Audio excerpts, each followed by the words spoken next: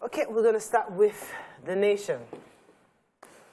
2023 President APC zoning tilts tickets in South's favor. Lawmakers vote on constitution review next week. Britannia U kicks as consortium blames it for toxic petrol. Ex-minister others get 6 years jail term for 450 million naira bribe. Balogun to be installed Ulubad on March 11th. And Jonathan keeps mum on the 2023 speculated interest. Okay. Then we take the Federal High Court has, that's in Jos Plateau State, has sentenced a former Minister for Water Resources, Sarah Ochekwe, to 6 years imprisonment for money laundering.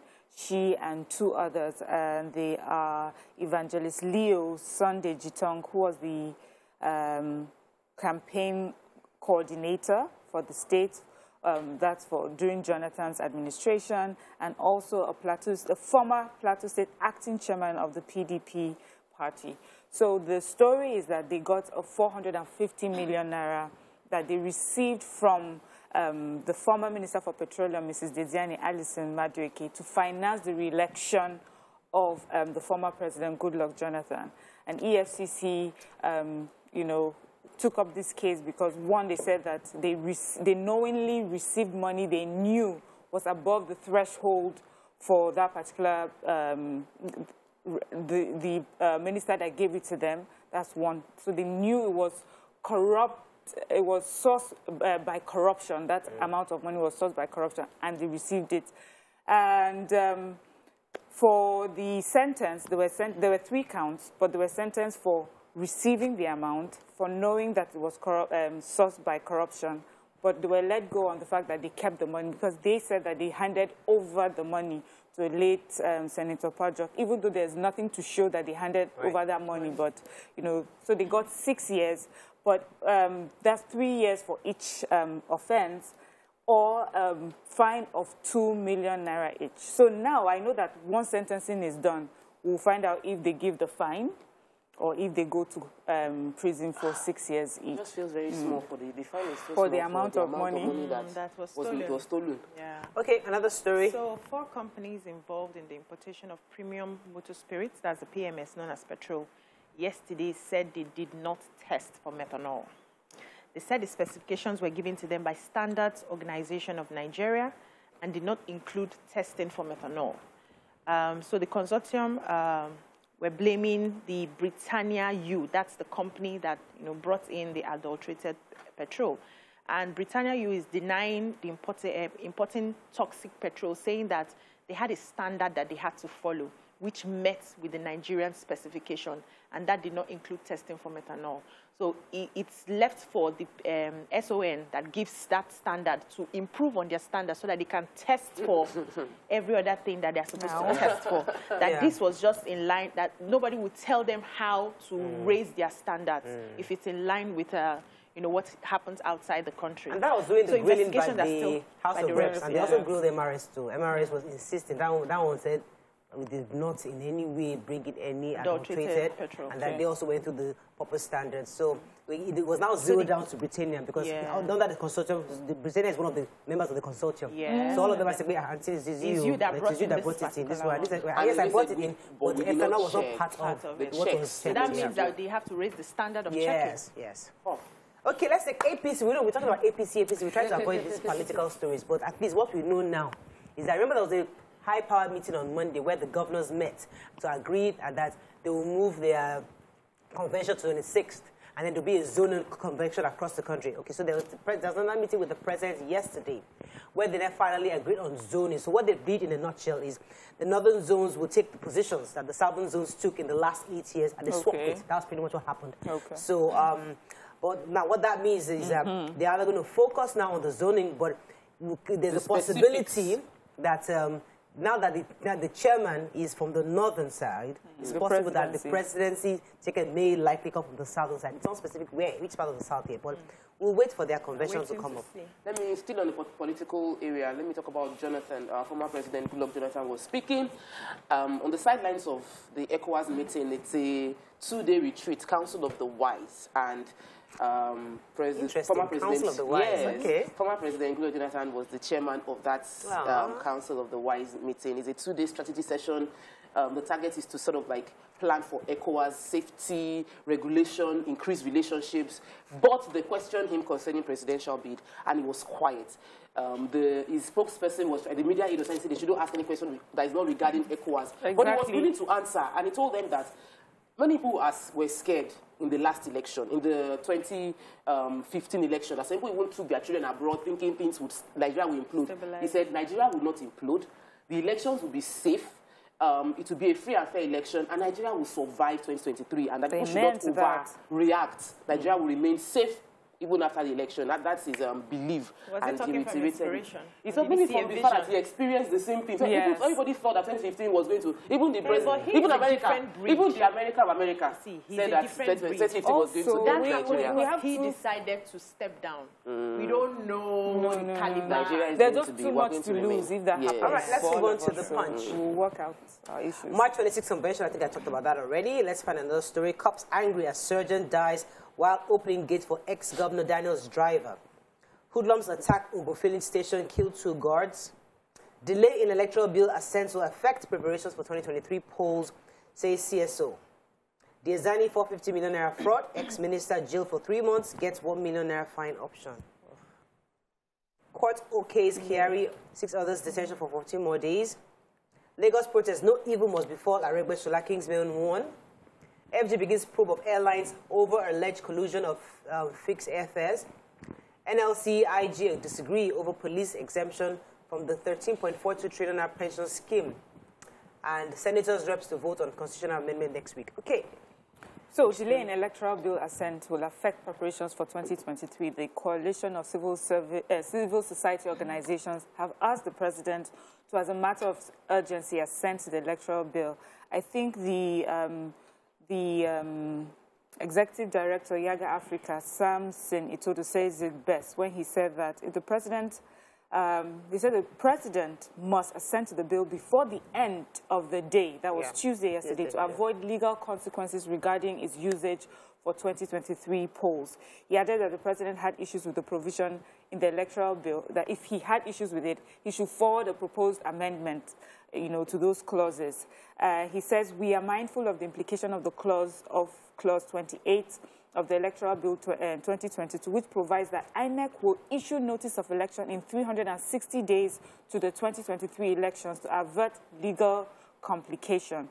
So that's why the president needs to do something quickly, because there is a time, it's time constraint on that. So many other people spoke, and they said that for 5 times this bill had been sent to him and he hasn't done anything about it. And every time it's sent back to the National Assembly, they add one more clause. He needs to do something quickly, to make sure that 2023 goes on well.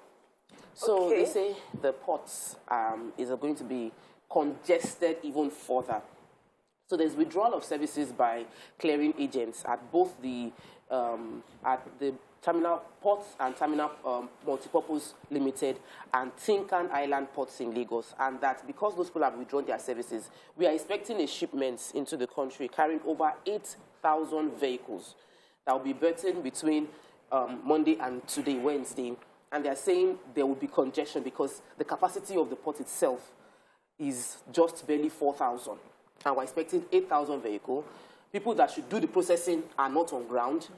And when we know what the problem is, the plan should be to prevent it, not for us to just report it. So I was reading through the article looking for response. Where would they said the clearing agents are protesting. Answer them. There are so many people protesting, many things not working. Well. It's just an operational issue. Resolve the issue before we now start discussing another strike happening. Okay, let me take the story of the constitutional review. So if you remember last year, many of the senators went across the country having meetings, and they had the task of seeing how we can review the Constitution, and they went out to the Nigerian public to have a conversation with Nigerians. Anyway, they finally come up with the report. Now, this report is being presented to the House today, Wednesday. And the idea is that they're submitting it to the members of the House, the senators, and they're asking them to go and read it well because they're going to cast votes. In fact, the President said, please read it thoroughly and please attend the plenary next week, March 1st, because there's going to be a 2/3 vote. And if you're not present, you wouldn't get to vote. So it's important that our lawmakers are available March 1st at the plenary to vote on this constitutional review that Nigerians have been clamoring for. Yep. We don't want to see an empty hall. Let all be there and then vote and let us know who is voting for what. Yeah. Yes. You know, it's very important. Okay. Let's go to a quick break. When we come back, we continue with the review. Stay with us. We'll be right back.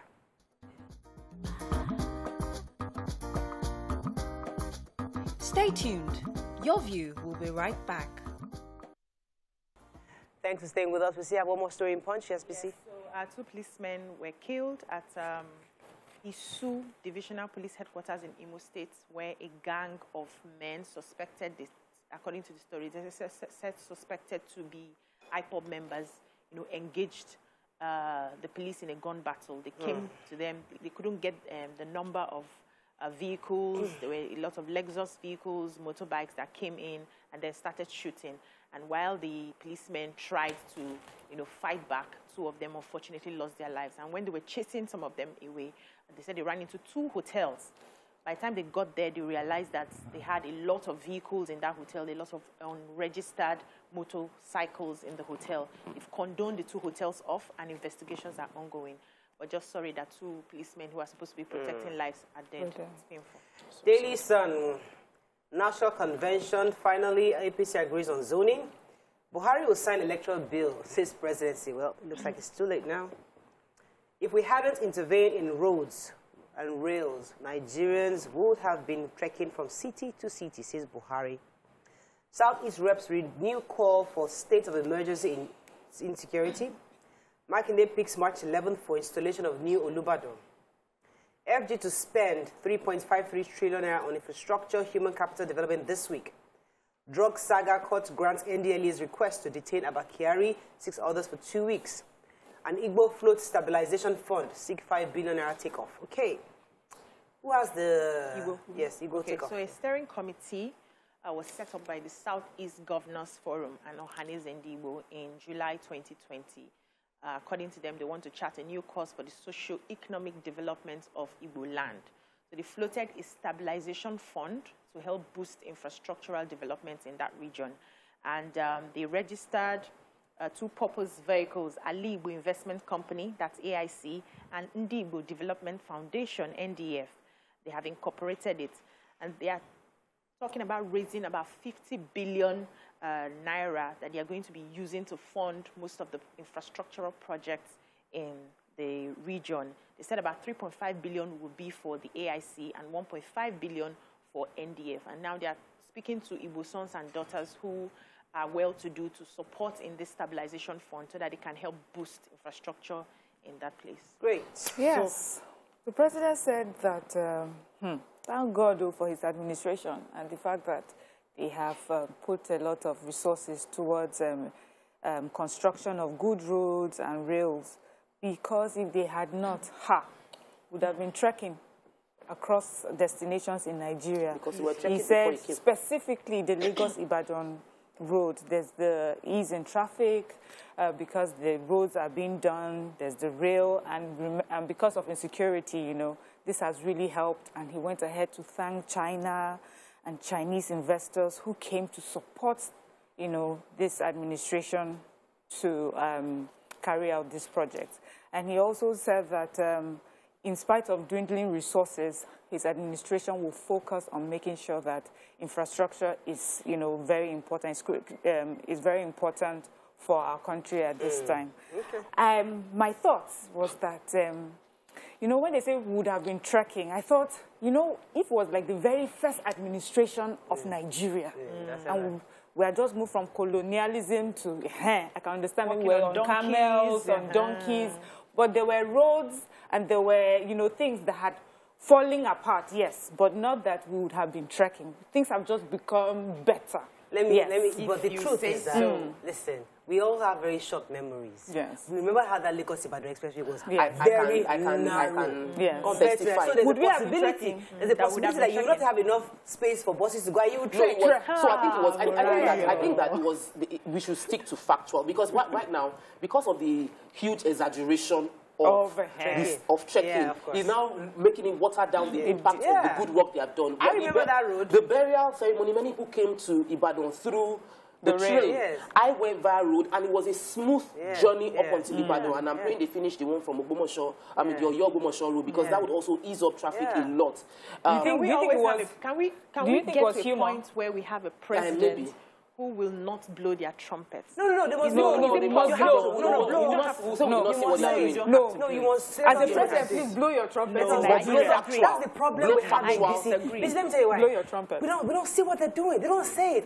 I mean, sometimes when you sit down with Buharists, and they're telling you some of the achievements of the government. They want you to say the same thing. In this same country. Yeah. We don't see it because they're It's not good to talking. talk about it. The Minister of But be Information, factual.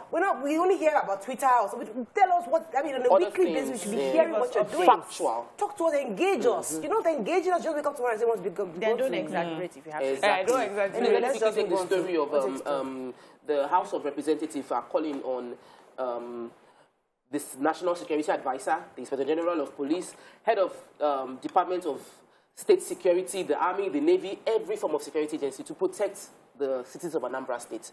So they're saying that there's high insecurity level going on within Anambra State, into Imo. There is random shooting. Honorable Chris Azubogu feels that it is carried out by non-state actors that are just causing crisis within the state, and it is reducing economic activities within the state. So they are appealing that let there be a state of emergency to deal precisely with the issues within, especially in Anambra State, a little into Imo, guiding the borders, and I think it is something that should be looked into because every day there's a news of one person being shot dead within that state. Okay, moving on very quickly to Vanguard. 2023 APC ups for consensus zones presidency to south. 10 killed at cultist clash in Osun. Many feared dead as security operatives gunmen clash in Anambra. Our intervention stop people from trekking. We just talked about that. Ogun people will determine Abiodu's second term, not Lukman's sponsors. It's APC. 2023, Kwakonso, Dalong, Galadima, others birth third force. Reps, Senate and Reps lay constitution review report today on Thursday. Bad fuel reps grew suppliers. ASU strike ends soon, says federal government. And drug trafficking NDLA secures order to detain Abakari and 6 others. Nobody took Abakari's story. I did. Okay. So the Justice Abubakar, she has given the order to NDLA that they can keep Abakari and his co-conspirators and traffickers, alleged, I guess, 14. They can keep them in detention for 14 days. And she says after the expiration of the 14 days, they can the detention order seek an extension, file a charge against the suspects or arraign them before the court. The NDLA asked for this 14 days extra because they said the investigation would take some time as there are complicated dimensions of the case that require follow-up, and that this will extend to likely to foreign countries because there are some people linked to these transnational drug trafficking activities outside our country. So because of that, it's best to keep them in detention for this period of time. So the federal government is assuring us that the ASU strike will soon be called off. They said they were taken aback with the strike because they were still in the process of negotiation, and the Sultan of Sokoto led this organization, NIREC, and they were still talking about it with a lot of prominent people that the minister said he traveled to Botswana, and by the time he got back, in his mind, he felt that everything would have been sorted out. But when he got back, he just hit that the strike was ongoing. ASU, on the other hand, is saying that the suspension of the strike would depend on readiness to meet its demand, especially what they highlighted today was adoption of the University Transparency and Accountability Solution UTAS for their payments. So if that is not done, unfortunately, the strike may just continue. Final paper, Nigerian Tribune. Let's find the story not taken. I think we're taking most of the stories. Constitutional Review Senate to vote Tuesday. Reps on Wednesday. Let's see. Nigeria to sign $3.3 billion loan agreement for 10 projects, says Finance Minister. Lekan Balogun to be installed as a Lubad on March 11th. Government sets police station on fire, killed 2 policemen in Imo. The Zani's 450 million naira bribe ex-minister Ochekwe with 2 others bag 6-year jail term each. Okay. So congratulations to the people of Ibadan. On the 11th, they will be having a new, they'll be installing Lake Balogun, who is going to be the next Olubado of Ibadan. The date has been confirmed. And also, there was a sad story of something that happened in Osogbo, just taking the 2 stories quickly.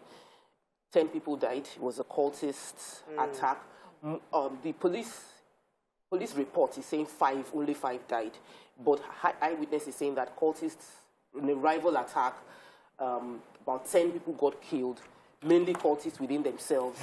And this attack was based on territorial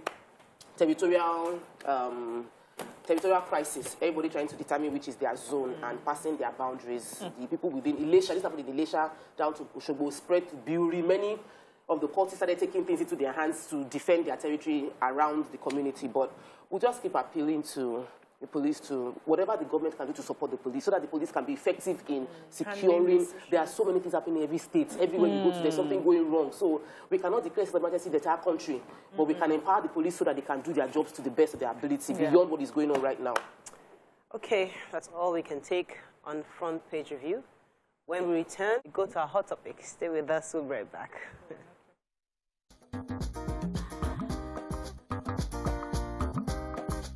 Stay tuned. Your View will be right back.